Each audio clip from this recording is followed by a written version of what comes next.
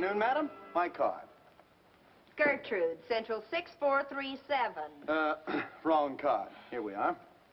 Pilgrim Pot and Pan Company, manufacturers of fine cooking ware. For gracious living, madam. I wonder if I may step in for a few minutes and discuss our line. I'm more interested in Gertrude's. As a special advertising offer this month, we're presenting our Taste Will Tell plan. How does that sound? Confusing. Freddie, will you come in, sit down, and tell me what this is all about? I finally got a job. Now, I'll sit down. No, really, Margie, I'm a door-to-door salesman for Pilgrim Pots and Pans. And, Margie, have we got a gimmick. With no obligation on the customer's part at all, we go in, cook a dinner free of charge, using our own pots and pans. Get the angle? Not yet, but I'm in there fighting. Well, after each course is served, I go to the table with a pot that it was cooked in and give a sales pitch. After just serving the mistake, who's going to turn me down? Why, Freddie, that's marvelous. Now, let's get back to Gertrude. Oh, she's supervising cook for the outfit. Makes up the menus, stuff like that. Freddie, I just love the whole idea. How much stuff have you sold so far? Well, I haven't got my license yet. I wanted to try out my sales pitch on you first. I guess it was kind of weak, wasn't it? No, Freddie, you just need a little practice, that's all. Now, let me think a minute. Oh, no, Margie, please, none of your ideas. Oh, I can see that look coming into your eyes. I've got it. What? Dad'll be home for dinner soon. You can try the whole deal out on him. The way he feels about me? I'm not that crazy. Dad's been critical of you strictly because you haven't had a job. This puts a new aspect on the whole thing. You really think so, Margie? Oh, absolutely. And there's another wonderful thing in your favor. What is it? He missed lunch today. He'll be so hungry he'll eat anything. Get your pots and pans.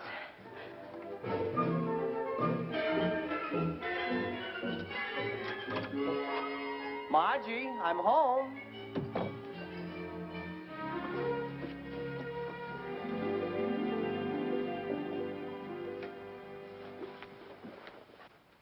Dad, wait till you hear the news. But first tell me what kind of a mood you're in. How do you feel? Sort of hungry. Can't you say real hungry? Okay, real hungry. Starved?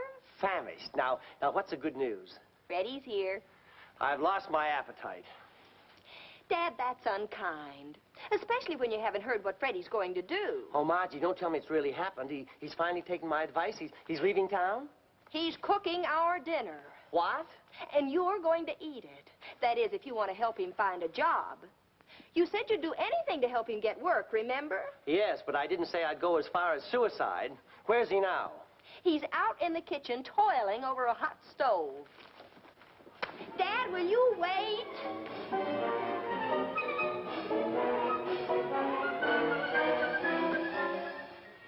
Mmm. What's the matter? Is that mushroom soup? Cream of mushroom, your favorite. Chicken? Roasted to a golden brown, stuffed with oyster dressing and... Well, what are we waiting for? Tell the chef the master has arrived. Oh, Dad, I knew you'd love this. Freddie? Hello, Mr. Albright. Freddie, what's this about your whipping up a little snack? Dad's ready for dinner, Freddie. Coming right up. I mean, very good, madam. You know, maybe I've been a little hasty in judging that boy. In a minute, you're going to have an entirely different opinion of him.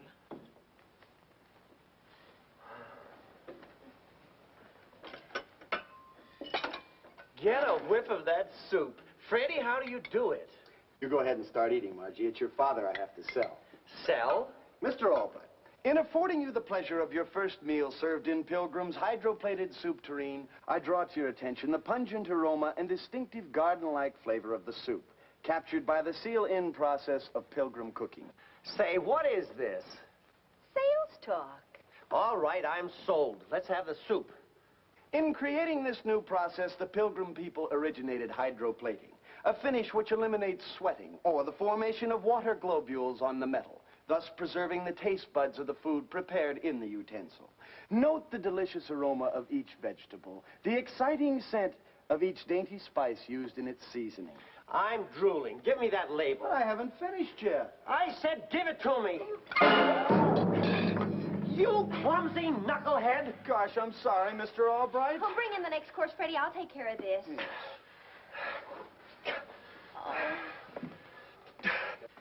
I'm starving and he has to yakety yak. Well, this is Freddie's new job, Dad. He's supposed to sell you the soup tureen. Oh, the devil with a soup tureen. I'm hungry. Well, if you'll only listen to him. I don't want to listen. I want to eat. Chicken. Now that's more like it. Yes, sir. And now, Mr. Albright, before serving your entree from Pilgrim's new simulated stainless steel plated serving tray... Freddie, just a minute. What's the matter? May I ask you just one tiny little question? Why, of course. If I buy the tray, can we eat? Now he's spoiled everything. You're not supposed to buy it until Freddie finishes. Finishes what? His sales talk. I was using you as a barometer of sales resistance. Resistance?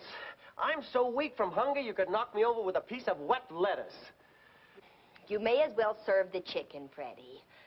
Okay. I can hardly wait. White or dark? Everything.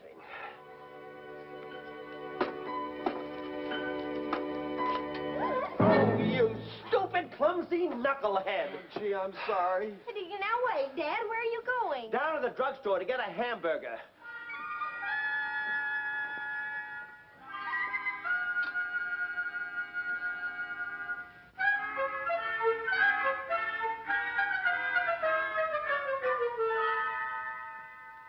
Nonsense, Mr. Crater. Who'll notice a black eye? Ah, don't kid me, Honeywell. This one sticks out so far you could hang an umbrella on it. I know, but we want to close a big deal with you. We don't want you sitting up in your hotel room all alone. We want to entertain you. I'm sorry. Till this eye gets better, I'm staying away from public places. I know what we'll do. We'll have dinner in my apartment. Fine, fine. Yes? Betty, call up the deluxe catering service. Tell them I want dinner for 3 in my apartment tonight. Have a man come over with a menu. Right away, Mr. Honeywell. I'm glad I thought of that. That solves all our problems, and we'll... Yeah. Excuse me. Mr. Honeywell, do you know where my father is? Your father is out on a call. This is Albright's daughter, Margie. Margie, this is Mr. Crater, a prospective client. How do you do, Mr. Crater? It's all right. This is a pleasure. Now, Margie, remember our understanding. Mr. Honeywell and my father have the craziest phobia about me meeting their clients. Every time something goes wrong with one of their deals, they always blame me. How do you like that? You know how we men are, always looking for an alibi. Excuse me, Mr. Honeywell. Your catering people can't come tonight. Then call another outfit. I did. 2 others. They're all booked up, too. What do you need a caterer for? Well, Mr. Honeywell wants to... Never mind, Betty. That'll be all. Thank you. Yes, sir. Because of my eye, Mr. Honeywell was going to have dinner in his apartment tonight for me and your father. Oh, I have an idea. Well, now, Margie, it's been very nice having you drop in. Mr. Crater, do you like mushroom soup all thick and creamy and seasoned just right? Love it. Margie, our understanding. And chicken, roasted a golden brown and stuffed with oyster dressing? Sounds wonderful. Then that's what I'm going to fix for you tonight in Mr. Honeywell's apartment. See you then. Margie. Oh, I won't need any money. I'll just charge everything to you. I don't mean that. Excuse me a minute.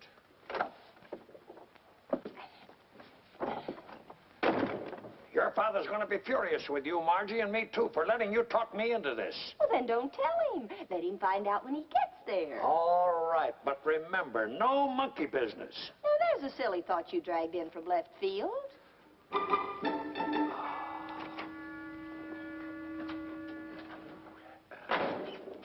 Lovely girl, Honeywell. Now I'm really looking forward to this evening. Yeah. By the way, we decided to make it a little surprise for her father, so don't say anything when you meet Albright. I understand, yeah. Thanks just the same, Margie, but I'm not cooking dinner at Mr. Honeywell's apartment. Absolutely no. Okay, lose your job.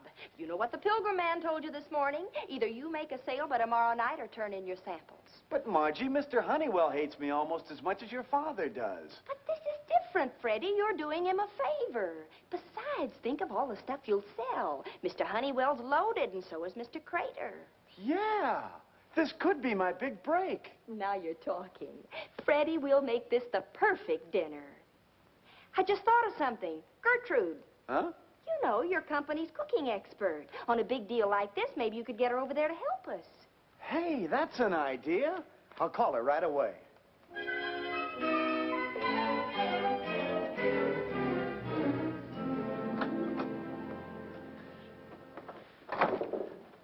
Mr. Crater, this is Mr. Albright. Mr. Crater, it's a pleasure.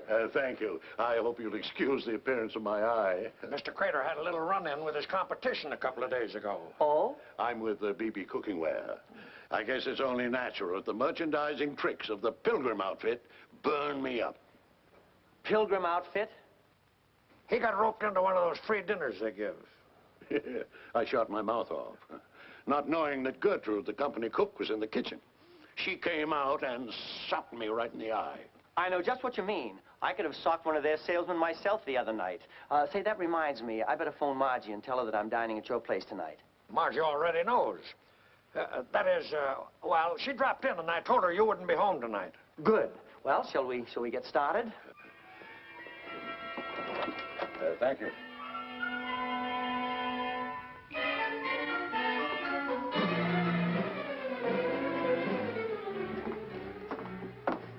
Hey, you're pretty handy with those things, Gertrude. You should have seen me 20 years ago when I was in show business.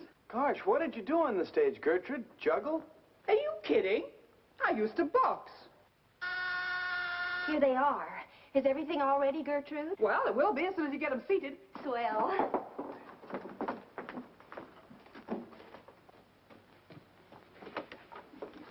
Good evening, Mr. Crater. Good evening. Mr. Honeywell. Margie, Hi, Dad. what are you doing here? Never mind what she's doing here. A little present for our charming hostess? Well, thank you, Mr. Crater. Have you lost your mind? I couldn't get out of it. Besides, he liked the idea. And have we got a wonderful dinner waiting for you? We? You and Mr. Crater will want to freshen up first. Oh, yes, yes. Right this way, sir. Margie, I want the truth. Margie, have you got Freddie here for one of those demonstration meals? Why, Dad, what makes you say that? Pilgrim? So what? You don't want to see Freddie lose his job, do you? And he will unless he sells some of this stuff. He's liable to lose his life unless he gets his junk out of here. Do you know who Mr. Crater is? He's the general manager of the BB Company, chief competitors of the Pilgrim outfit. Oh, no. Oh, yes. And the minute he sees what's on this table, you know what's going to happen to Mr. Honeywell and me? An account worth $100,000 to us is going to walk right out that door. But what can I do? Get Freddie and his junk out of here immediately, and that's an order. But dinner's all ready. It'll take hours for them to clean up and get the stuff out of here. Them? You mean there's somebody else here besides Freddie? The company cook, Gertrude. Oh, I knew it. Oh, there'll be a homicide. Why do you say that? Did you see Mr. Crater's eye? Gertrude gave him that beautiful shiner. Dad, I'll get them out of here if they have to jump out of windows. Oh, maybe there's still a chance. Get them to sneak all this junk out into the hallway and leave by the service entrance. I'll go and keep Honeywell and Crater in the bedroom. Well, sit down, gentlemen. We're all ready, aren't we, Margie? There'll be a slight delay. Why don't you take a walk around the block or something?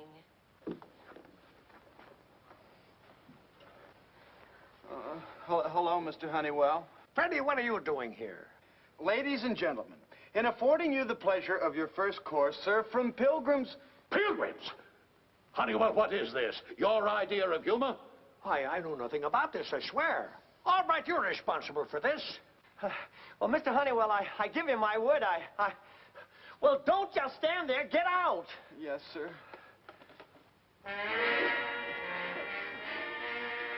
You! Stay out, Gertrude, stay out! Yeah, who said so? Honeywell, if you were a younger man, I'd punch you right in the nose for doing this to me. That's no way to talk, Crater. I'm sure everything can be explained. I'm not the slightest bit interested. And as far as our business is concerned, it's off. Good evening, gentlemen. Get out of here, you, and take every bit of that blasted tin plate with you. Tin plate, huh? Now, Gertrude. Well, here's a kiss to remember it by. Ouch, my head. Oh. Mr. Honeywell, are you all right? Yeah. Am I hurt much? Oh, you're perfectly all right. Your eye's getting black, that's all. All right, you're fired. But Mr. Honeywell... You can't do that to Dad. It was my fault, not his. Get out, both of you. Mr. Honeywell, is that polite? No, it's his home. He can order us out. I mean to point.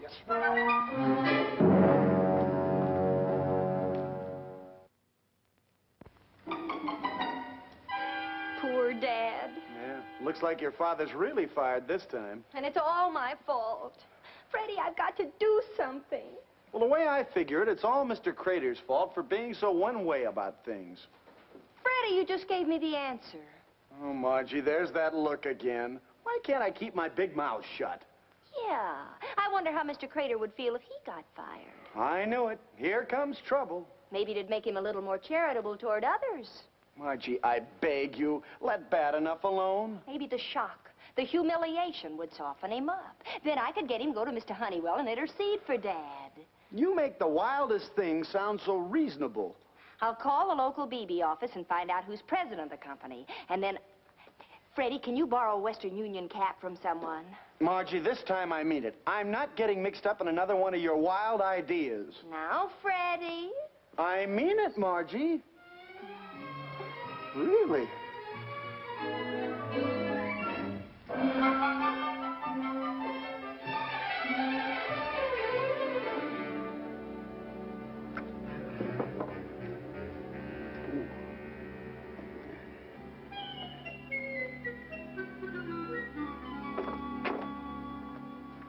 There's his room. And remember, give me a couple of minutes before you knock. Okay.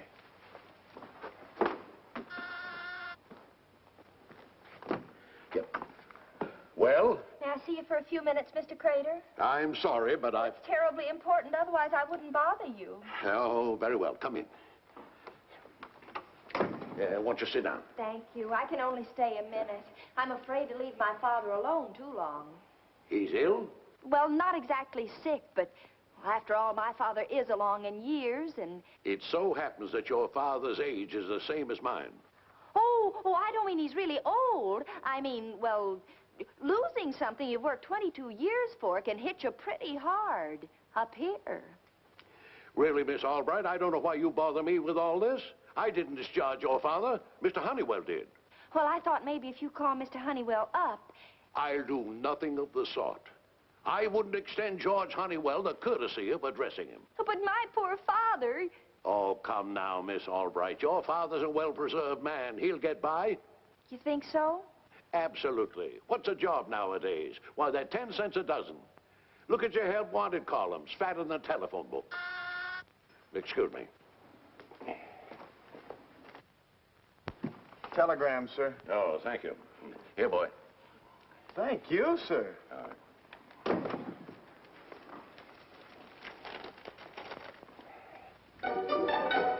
What?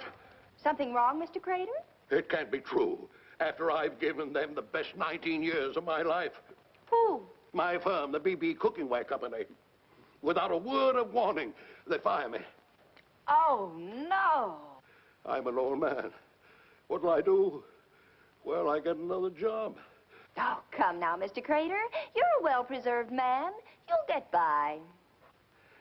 But when you lose something you work so hard for, it does something to you up here. You'll get another job. You really think so? Oh, they're 10 cents a dozen. Well, look at your help wanted columns. Fatter than a telephone book. Now I know what your poor father's going through. You know what I think I'll do? What? I think I'll call him up and offer my sympathy. Oh, would you, Mr. Crater? Then I'll call up Mr. Honeywell, and when he finds out you two are friends... I'm glad we're on the same team again, all right. So am I, Mr. Honeywell. You know, I'd have missed you. Now, don't ask for a raise. All I ask is that from now on, Margie stays out of our business. Oh, she will. I'm sure this thing has taught her a lesson. Excuse me.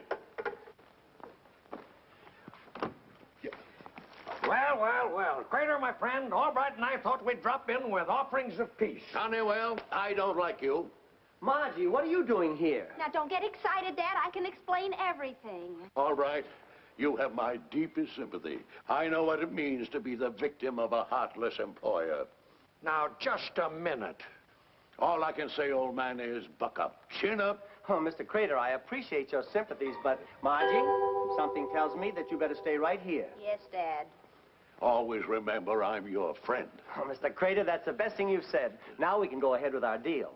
What deal? You know, the one we were going to close last night between your company and Honeywell and Todd. That's all off. If he's your friend, why is it off? Because I'm no longer with BB Company. I've been fired. What?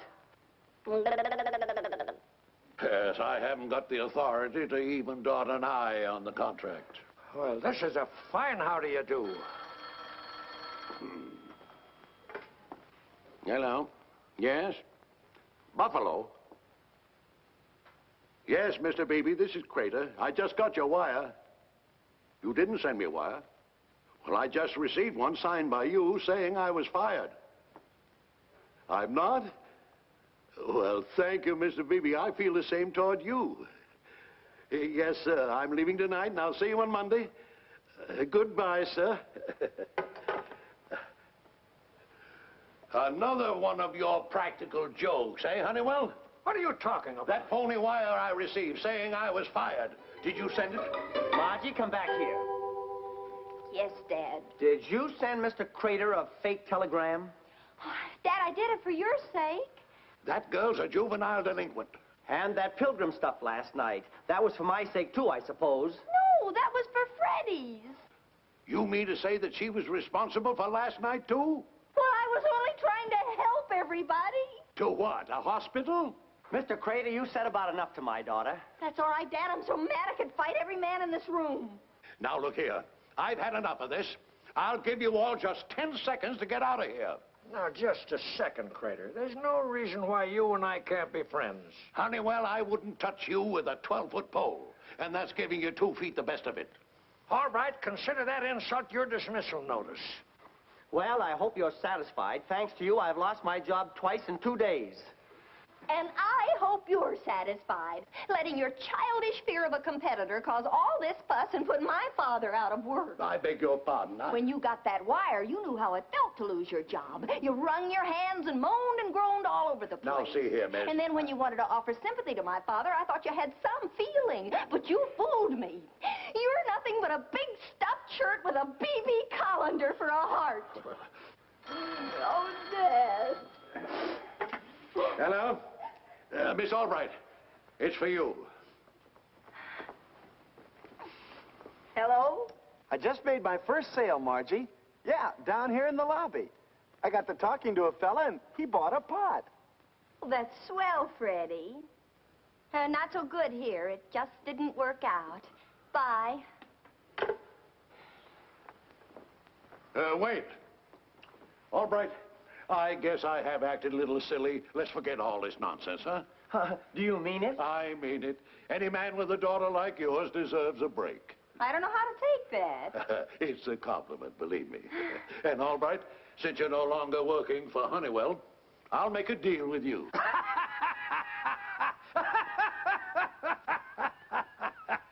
Listen to him, all right. He thinks I was serious about letting you go. Well, Mr. Honeywell, just to show you that there's no hard feelings, I'll let you in on the deal with one proviso. Anything at all, name it. I want a new iron-bound contract, 5 years with no options. Oh, that's ridiculous, preposterous. All right, it's a deal. Good understanding between us, all right. Good relationship.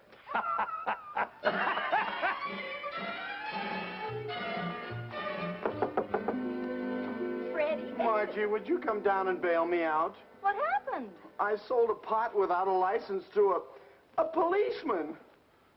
Come on, let's go.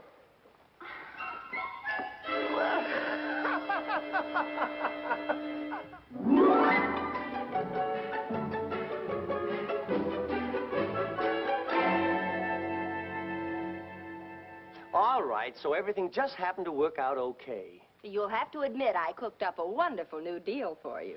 I'll say you did. You almost sent it up in smoke. Well, that's my little Margie.